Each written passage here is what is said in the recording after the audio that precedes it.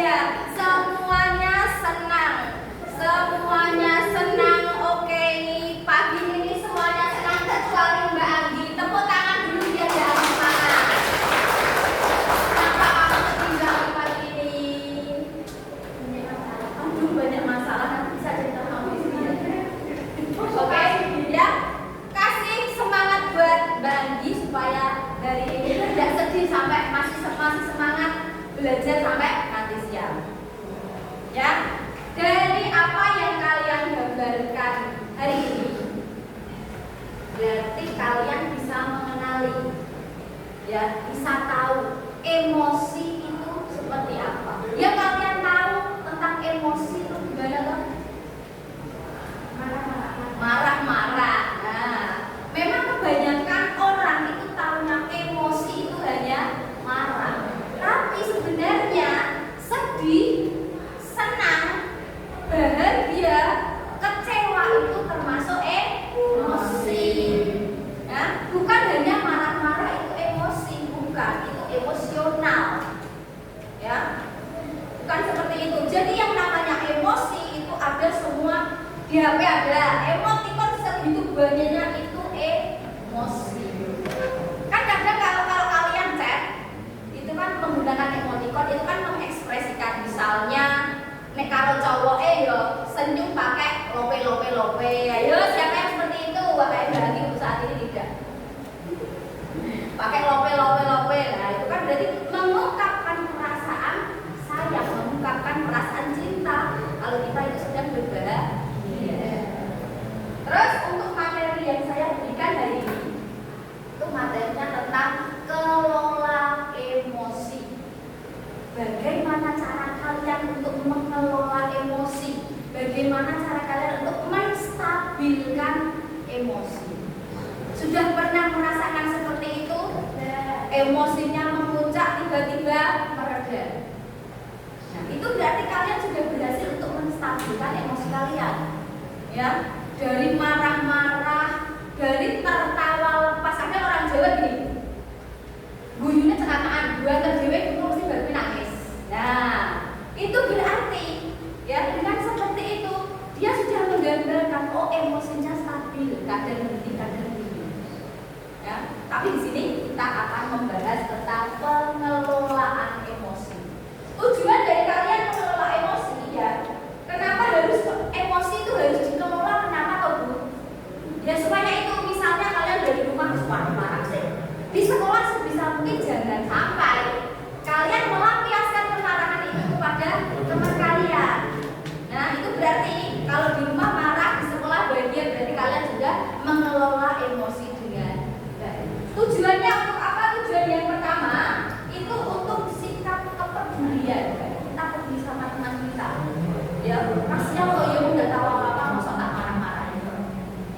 Yang pertama itu soal kepedulian. Terus yang kedua sebagai cara untuk memecahkan masalah kita. Contohnya gini, kamu bingung, ya, terus deketin temanmu, tanya, aku enaknya gimana ya setelah itu? Aku kok bingung ya. Dengan itu, dengan kamu berbicara dengan orang lain kan emosi kamu kan sudah berangsur-angsur mereda. Paham sampai sini? Takjak mainan lagi. Enak toh, sama saya ini mainan terus pokoknya. Kertasnya masih siap. Kertas ditaruh di atas meja. Cuma kertas saja nggak pakai pulpen. Cuma kertas saja nggak pakai. Ya pulpen ditaruh meja ya apa saya minta. Tapi saya hanya butuh kertas yang kalian bawa. Di sini saya meminta kalian untuk melakukan 3 hal. Tapi tidak harus dilakukan semua. Yang pertama, emosi marah. Kalau kalian marah, silahkan kertasnya diulul, nah, diremas. Tapi kalau kalian sangat marah, silahkan disobek. Tapi kalau kalian merasa, iya, biasanya apa? Kecewa, itu bisa dilus-lus lah, nggak apa-apa. Kertasnya bisa dilus. Paham instruksi saya? Paham ya? Dengarkan cerita saya. Silahkan didengarkan cerita saya. Yang pertama, suatu pagi Danu sudah terbangun dari tidurnya dan bersiap untuk berangkat sekolah. Sebelumnya Danu mandi lalu ganti seragam yang disiapkan oleh ibunya. Berarti setiap pagi Danu bangun sekolah, seragamnya sudah tertata rapi oleh ibunya. Berarti bisa dikatakan Danu anaknya manja ya. Nah, ya baju ditata sama ibunya. Lalu setelah mandi, perut Danu terasa lapar. Ya, perut Danu terasa lapar. Danu bergegas menuju meja makan. Saat Danu sampai di meja makan, ternyata tidak ada satu makanan pun tersaji. Mana perasaan Danu? Nek marah piye mau nasi tidak pakai? Perasaannya seperti apa? Nah, saat melihat meja makan tidak ada satu makanan pun. Tidak harus ya, ini tidak. Saya tidak meminta kalian untuk marah ya, itu terserah perasaan kalian.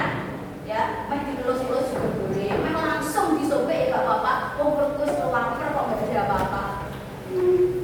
Terus selanjutnya, Danu kesal mencari ibunya kesana kemari dan tidak ketemu. Betul. Itu kalau saya. Ya. Terus dan tidak bertemu dengan ibunya. Lalu Danu mencoba menelpon ibunya, tapi HP ibunya ditinggal di atas meja ruang tamu. Ya, ditinggal di atas meja ruang tamu. Waktu sudah menunjukkan jam 6.45, jam 7 kurang seperempat. Danu dengan terpaksa berangkat ke sekolah dalam keadaan lapar. Ya, tiba-tiba sampai di tengah perjalanan bensinnya habis. Tiba-tiba sampai di tengah perjalanan bensinnya habis, motornya didorong sampai ke sekolah. Motornya didorong sampai ke sekolah dengan perasaan kesal. Sampai sekolah masih dimarahi karena terlambat. Dan selanjutnya Danu diperbolehkan mengikuti pelajaran dengan perasaan kesal. Lalu tiba-tiba Danu mendapatkan telepon dari ibunya. Mendapat telepon dari ibunya, tidak diangkat karena masih marah. Ditelepon satu kali lagi, diangkat. Lalu ibunya berkata, "Nak, maaf ya, pagi hari ini ibu tidak bisa masak. Tiba-tiba dada ibu sakit. Ibu sekarang opnam di rumah sakit." Dan dengan perasaan menyesal dan menangis, lalu meminta izin kepada ibunya untuk langsung datang ke rumah sakit. Sudah? Cukup? Ya, sudah cukup ceritanya. Nah, dari cerita yang saya ceritakan, dari cerita yang saya sampaikan, gimana perasaan kalian? Saya tanya, gimana perasaan kalian? Sabar. Oh iya, sabar. Berarti Mbak Abi sudah berhasil mengelola emosinya. Sabar, belum ada yang ditekuk, belum ada yang disobek sama sekali. Ya, sabar, bagus. Pengelolaan emosinya bagus. Yang disobek-sobek sampai habis, Mbak Resti. Kenapa langsung disobek? Karena kalau saya kan tidaknya jauh ya. Dia kan bisa nangis. Kelola emosinya dengan baik. Loh, saya cerita ya sambil mau nangis. Kan nggak tahu ya, kita nggak tahu. Saya ambil gini. Jadi dari kegiatan kita pagi hari ini, kita bisa mengambil refleksi seperti ini. Berarti apa yang kita pikir itu tidak baik, ya apa yang kita pikir itu tidak baik bisa membuat kita marah. Tapi kita harus tahu latar belakangnya kok seperti itu kenapa. Lah kalau sudah kertasnya sudah disobek-sobek, sudah rusak, kan kita tidak bisa memperbaiki kembali supaya menjadi kayak gini lagi dong. Berarti yang ada hanyalah salah. Nah, maka dari itu pesan ibu, sebisa mungkin kalau misalnya ada masalah, untuk menyelesaikan masalah itu dipikirkan dulu matang-matang. Kalau misalnya saya mengambil tindakan seperti ini, apa yang harus saya lakukan? Jangan mengambil keputusan itu di saat kita marah, ya, karena efeknya itu akan tidak baik. Contohnya seperti ini, ya ini tadi cuma kertas. Kalau misalnya anaknya temperamen, ibunya harus dipukul. Nah, itu kan, ya makanya kita sudah, ya saya menganggap kalian sudah dewasa ya. Kalian sudah dewasa, jadi kalian harus sebisa mungkin menjaga emosi kalian, mengontrol. Sebaiknya kalau ada sesuatu itu dipikirkan dulu, ini baik apa enggak, kalau saya seperti ini nanti gimana. Sampai sini paham? Terima kasih untuk kegiatan pada hari ini. Saya tanya lagi, setelah mendengar cerita seperti itu, emotnya berubah atau tidak? Berubah? Jadi sedih loh Mbak Resti, jadi menangis emotnya. Saya membaca juga sambil menangis, saya merasakan, saya juga merasakan. Nah, sangat ya, sampai sini dulu. Terima kasih atas kerjasamanya. Saya akhiri. Wassalamualaikum warahmatullahi wabarakatuh.